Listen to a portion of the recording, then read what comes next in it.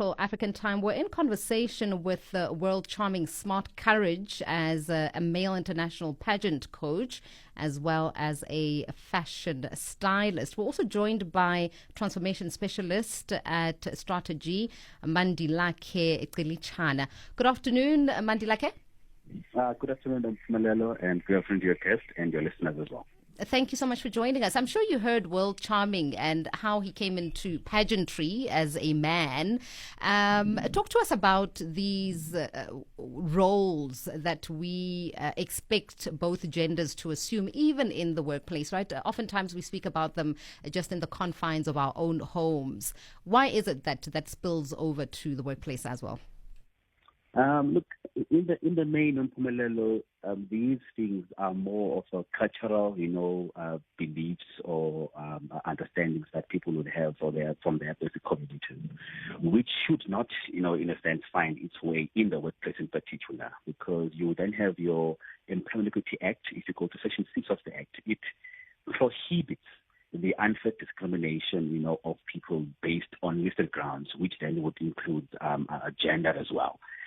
So you shouldn't be having a scenario where you're saying that your role cannot be done by this specific gender, unless you're taking into account subsection 2 of the Act that will ask you now about what are then the inherent requirements of the job. So what are the requirements that a person needs to then be able to do a job?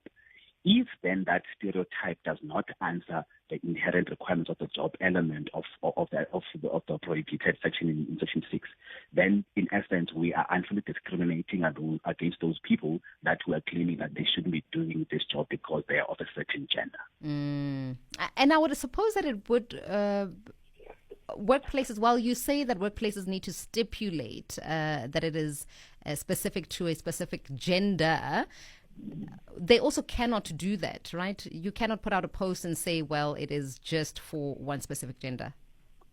So, look, it's a little bit trickier to navigate unless the employer can prove definitely that the reason why they would have specified this gender, it has to do with the inherent requirements of jobs, that no other gender can do this job other than what they would have specified. I know that we would have to look at this from a case-by-case basis, but it can't be then that I'm saying that, take for instance, if you're going to your mining space, your construction space, predominantly you will find males there. But it doesn't mean then that females cannot do, the job. If you go to the wholesale and retail space, you'll find more females than you'd find males. But it doesn't still mean then that males cannot do the job. So if you're then going to post a position and then say you are specifically looking for a male, you then need to justify that as the employer. Why are you then looking for a male specifically for this role? Why are you then arguing or making the assumption that a different gender cannot do the specific role that you are advertising? All right. Well, Charming, I want to come to you. What kind of reactions or challenges, rather, have you faced then in your career? Okay, so I am African, basically. I'm a Nigerian too, a country that is very religious. And because of that, they have blurred the line between skill and what is gendered. And they are also very interested in sexuality. So because of this, everyone believes that a man should act a particular type of way. And like the other speakers said, they have attached some type of roles to a particular sex. So when a man tries to do something which is not expected of him, it's really bad. So here in the country, I get attacked, even without people knowing my sexuality. They just assume my sexuality. I get harassed about what I do, and a lot of shows on Instagram. At first, too, I had difficulty booking jobs because most people or some people then did not believe that a man can train them. But over time, that has relaxed a bit because they have seen results of my job over time. So it's basically, so most of the problem I'm facing here is basically stereotypes and people believe and religious basis. Those are what I have been trying to stereotypes and So it is difficult because it's deeply entrenched, these views about what men and women should be doing, just as much as Mandilake has said, that it is kind of the nurturing that we get growing up, right? You just mentioned religion as a big part of it, but also being Africans, we kind of are taught to be conservative. We're a little bit more conservative in our approach than anything. So how do you imagine, Mandilake, that we can get rid of these stereotypes and views about workplace gender roles? Yeah. Well, I think Nompumelelo, one of the most important things is, from a workspace perspective, employers actually need to advise and inform their employees, about the various legislation that we have that are prohibiting, such stereotyping in the workplace. And remember, what then, one of the reasons why employers in particular need to be the ones, championing these discussions and, these information sessions about, such, is that these can actually come back and haunt the employer because the employee would have experienced this in the workspace. So if, let's say, for argument's sake, I say something derogatory towards my fellow colleague, that fellow colleague then, can bring that and then you can, come back to the employer because it happened in the workspace. But it should not be limited there.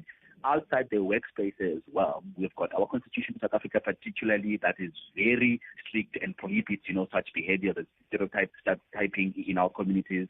Look, I'm not too familiar with other legislation from other countries, but I can make the assumption then that they would probably have provision to a large extent that would accommodate such, so that we can start having that conversation whereby we're actually now informing the community that, look, we need to be more tolerating towards each other, despite our differences, and our preferences and all of that. But we need to then be able to tolerate each other in the community that we're living in, so that we can live in a more, humanized and in a more, harmonized community. And World Charming, what advice would you give then to someone who is looking to get into your industry, but in fact any other field that's traditionally not associated with their own gender? Okay, so the first thing the person needs to do is understand that they'll be faced with a lot of criticism. They will be faced with a whole lot of that. So I would advise them to have a good support system. Because one thing I know for sure is that my support system has been major and been a source of inspiration to me. Because most times I wake up in the morning, open my phone, over hundreds and hundreds of messages that are basically trolling and insults. So if you do not have the right support system, you are going to break. Thirdly, no matter who you are, your sexuality or whatever you are, make sure you try to blur that lines between your personal lives and your work. You have to show that you're a professional. Whatever you do, make sure it's about the work, not your sexuality. And that's what I try to do every single time. This is work. I'm going to deliver my work. It has nothing to do with my personal life. And one problem I see it happens most times is most of the time people blur that. And that is what is even sparking these conversations.